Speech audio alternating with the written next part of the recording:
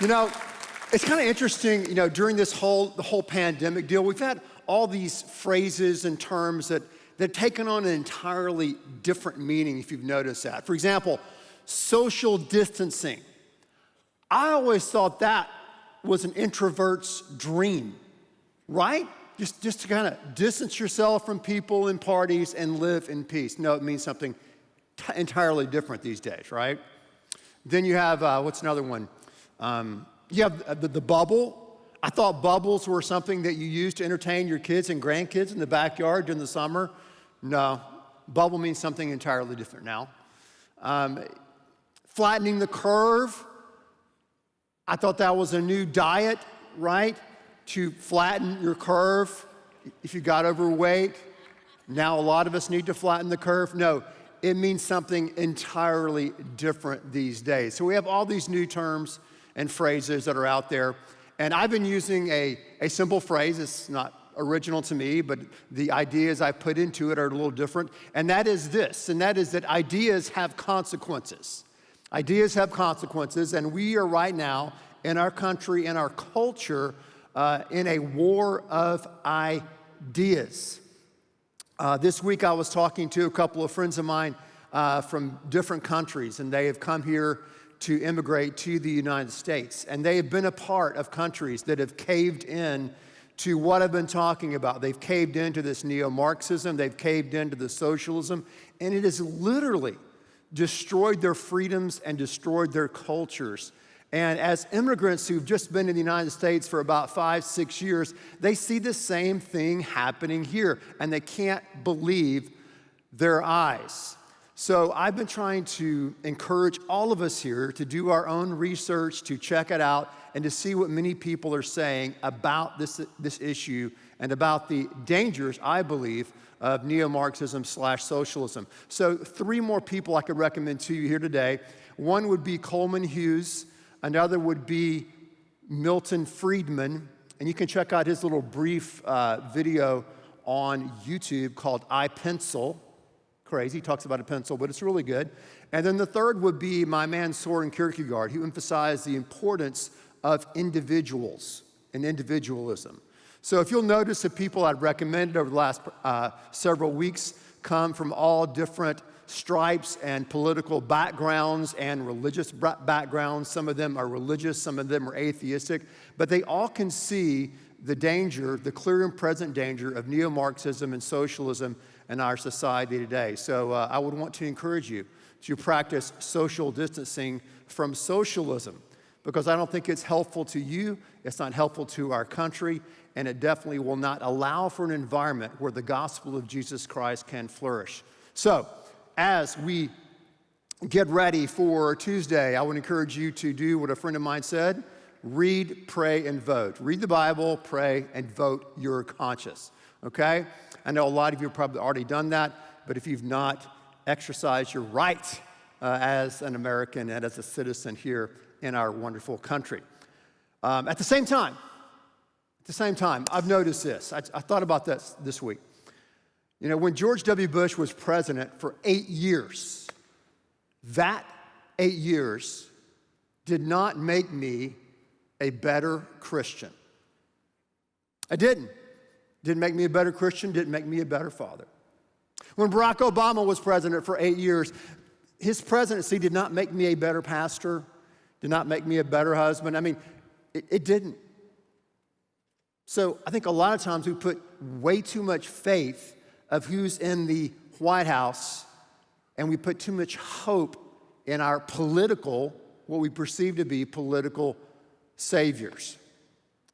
I don't know if you've noticed, but Ice Cube is a rapper and actor. He's been getting a lot of play lately. And I like what Ice Cube said. He was quoting his dad. He said, my dad always taught me that no matter who gets elected on Tuesday, we all have to get up and go to work on Wednesday. So I like that. I like the pragmatism in that statement. So let's get up, let's get practical, and let's go to work. Years ago, speaking of work, I was taking a break. I wanted to get something to eat, and there used to be a Whole Foods, near us, right across the street. And for some reason, I don't know why, I drove over there and I parked my car literally so close to the front doors, I was almost in the produce section. And I was doing something that's really rude, and I hate when people do it, other people, but I do it, and it's okay. I was on my cell phone the whole time in the grocery store. I was talking to my brother in Dallas. And I was there, and I was getting something quick to eat, maybe some kale or some yogurt. And because if you eat kale and yogurt and do yoga, you're going to live forever. You're going to beat that death thing. So anyway, so I'm there just talking, cruising around, and I'm in the store 4 minutes, and I come back out of the parking lot, and I look at my car, and I see that the windshield's been smashed. Oh my goodness, I look at the back, it's gone. My laptop case is gone. And most importantly, I had in my case that day, I don't know why, I had a letter. I don't save a lot of stuff, but I had a letter from Mike Judge, a personal letter to me. Mike Judge is the guy that created the cartoon Beavis and Butterhead and King of the Hill. And for some reason, I had that letter, and the letter was gone. So the letter was gone, my case was gone, my computer was gone, and I was just so angry and so mad. 4 minutes, that was it. Maybe that was the cosmic justice I had being on the cell phone I was checking out. I don't know. But there's a bad feeling about being robbed, isn't there? I mean, I'm not going to ask you to raise your hands here today, but I would say all of us have been robbed before. Maybe someone stole something from your dorm room or from your house or from your apartment. Maybe someone stole your car, or they snatch and grab like they did out of my car. But most all of us here would probably raise our hands and say, yeah, I know what it's like to be ripped off. I know what it's like for someone to steal from you. And when someone steals from you, you feel, a little bit of vengeance. I'm going to call the cops. I'm going to get that person. I'm going to find out who did it. You feel that. You feel, vulnerable. How can I stop it, from happening again? What can I do to protect myself? That's a feeling. And you also feel violated. You know what I mean? You feel violated. You feel exposed. And I think as I look back over this year 2020, and I can't believe it's about to come to an end. It's been such a banner year. But as we look back at 2020, we kind of feel like this year has robbed us, right? It, in a sense, ripped all of us off. I mean, the thousands and thousands of people that have lost their life. And then others of us who have lost life as we know it. No senior year for a lot of seniors in high school and college. No senior prom, right? Stuff like that. You can't visit people who are in the hospital, those who are battling life-threatening diseases like cancer and other things. You can't go and see them. Weddings and funerals and parties and life as we know it, it's just simply not the same. And this pandemic has kind of exacerbated everything. So it's easy for us to feel that this year we've all experienced collectively a sense of loss, or that we have been robbed. Now, Jesus talked about robbery, and he talked about theft, but he talked about it a lot of times on a very personal level. And today I want to read you a passage that you may have heard before, you may not have, but it talks about things in our life that rob us, that steal our energy, steal our power, and steal our joy. Look at John chapter number 10, verse 10. John 10:10. Jesus said, "The thief comes only to steal and kill and destroy, but I have come that they may have life and have it to the full."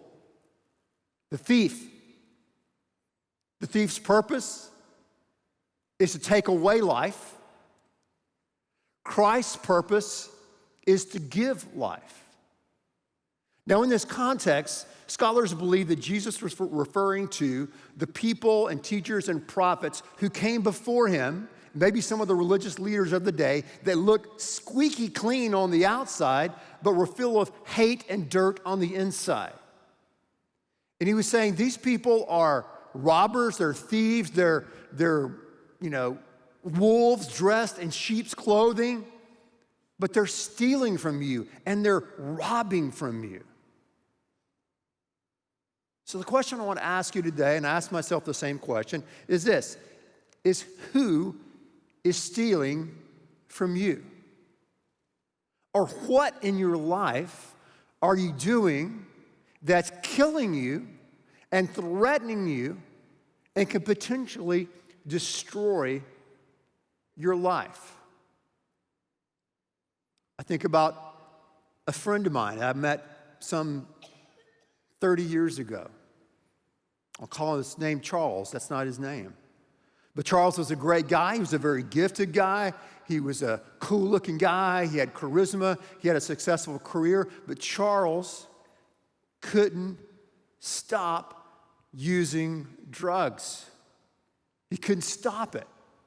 So I spent time with him, and I prayed with him, and I worked with him, and I got other friends at our church to pray with him and to work with him and spend time with him. And many of them pulled him out of some really ugly hellholes here in our city. And again, he'd get back on his feet, he'd get back in business, and he would be successful, and he'd have great relationships, and he would be clean. But he kept going back to this addiction, back to this drug over and over again. 3 years sober, crash. 5 years, crash. 7 years, crash, until about, 8 or so years ago, this addiction took my friend's life. After all of the people, all the loved ones in his life, all the people in his church, all the people in his support group, it took his life. Addiction is a thief. Addiction will steal and destroy your life. There's also other thieves in our life. Anxiety and fear is a major problem in our world today. We live in a world that's so uncertain, that's so insecure, that fear can engulf your life in such a way that your heart feels like it's pounding out of its chest and you're having a heart attack because you don't know what's going to happen next. I've talked about this in my own life. I started dealing with anxiety when I was a sophomore in high school, and it continued for many years in my life. I know what it's like personally to deal with that level of anxiety and fear and pain, and to live in the what if. What if this happens? And what if that happens? And you stay awake at night, every single night, catastrophizing, picturing the worst case scenario. And anxiety can be a thief and can steal and take away your life. Resentment. It's another one, isn't it? Resentment. Resentment's a thief. Holding on to a grudge, holding on to an anger, we think that's going to give us power over that person. If I can just hold on to it, if I can somehow, some way get back with them and let them experience the pain that I've experienced. And you hold on to resentment, and you hold on to that anger, and it can wreak havoc in your life. Someone said that holding on to resentment is like drinking poison and expecting the other person to die. But all these are thieves and robbers in our life. And then also what tends to compound this situation, I think, as far as theft and robbery and stealing, is what I like to call the shadow voice. The voice inside of your head that says, you're not going to make it. You don't measure up. No one sees you. You need to quit. You need to cave in. You're a failure. You can't get up this time. You can't ask for forgiveness again. And it's that shadow voice that plays in our mind and our heart that can literally steal us and rob us of joy and life.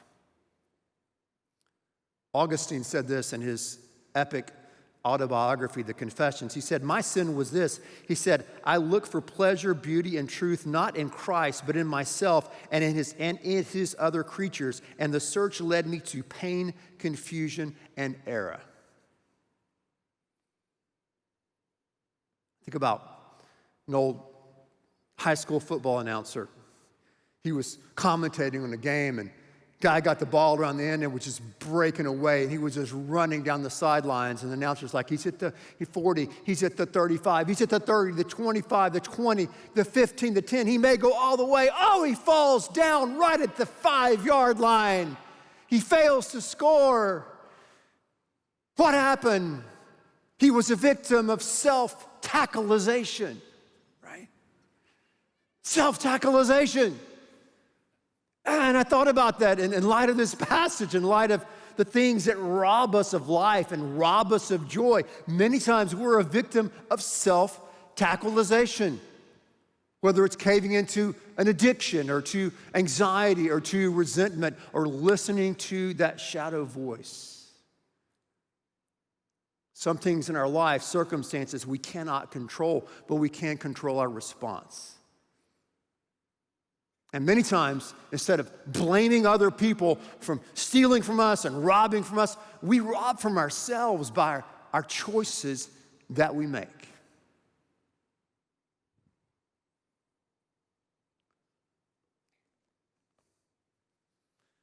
You're thinking, wow, that's great news. I'm glad I came to church today. No. Hey, here's the deal. Here's the deal.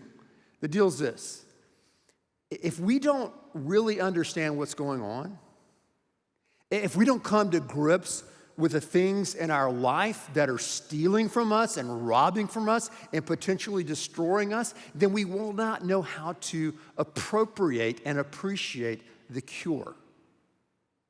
And we're going to get more into the cure next week. But let's listen to what we can do today. Look at John 10, verses 7 through 8. Let's look at the verses that preceded John 10:10 and see what Jesus said. It's a clue, I think, to help us deal with self-destructive tendencies and allowing these things to rob us of the life that God has for us.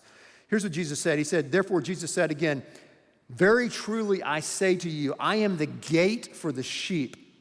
All who have come before me are thieves and robbers, but the sheep have not listened to them.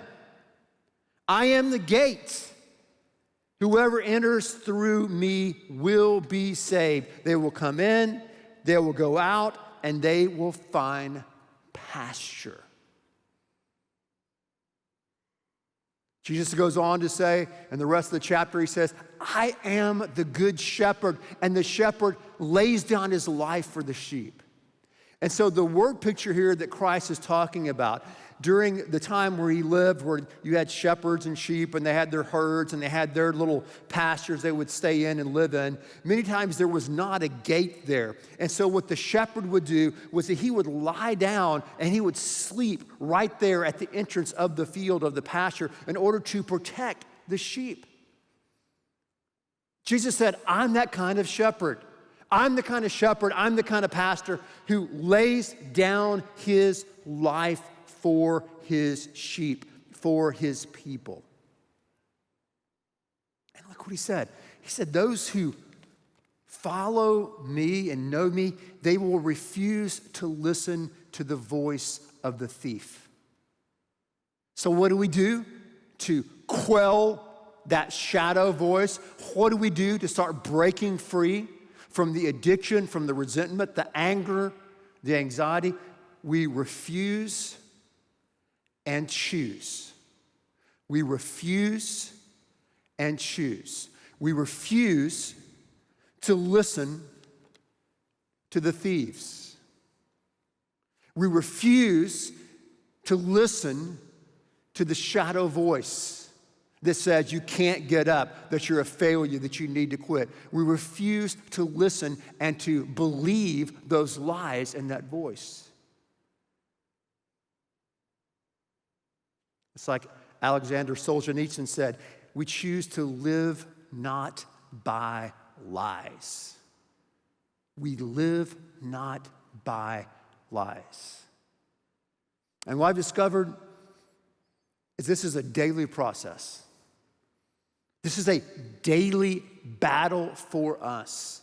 It's a daily battle to refuse to listen to the lies, to reject the lies, to reject the shadow voice, and to choose to listen to the Good Shepherd, to choose to listen to Christ because he is the only one that can speak life into our hearts and our minds. And the result, as we see in this passage, is that we will find pasture. So when we listen and choose to listen to Christ, listen to his word about us, listen to his truth that he's speaking to us, then we will have pasture. That means we will have rest, we will have peace in the midst of the storm. That's what he promises us. You know, it's interesting, the word life here in the passage. As you look at the New Testament, there are at least three Greek words for life. There's bios, which means biological life, just living as a human being on planet Earth. There's also the psyche, which stands for the word life, that stands for our sense of self. But then there's a third word that's used for life in the New Testament, and that's the word Zoe. Let me hear you say Zoe. Zoe. Say it there in your living room. Zoe, right? Zoe. And Zoe is God's kind and quality of life. And in this passage, Jesus is saying, listen, the thief has come to take away life. I have come to give you Zoe, God's quality of life. Or as he said in John 3:16, right? Whoever believes in him will have eternal Zoe. And it's not just life after death, it's life right now. It's God's quality of life. It's the resurrected life of Christ living inside of you and living inside of me. And we have to appropriate his life. We have to trust that his life is now in us if we've chosen to follow him.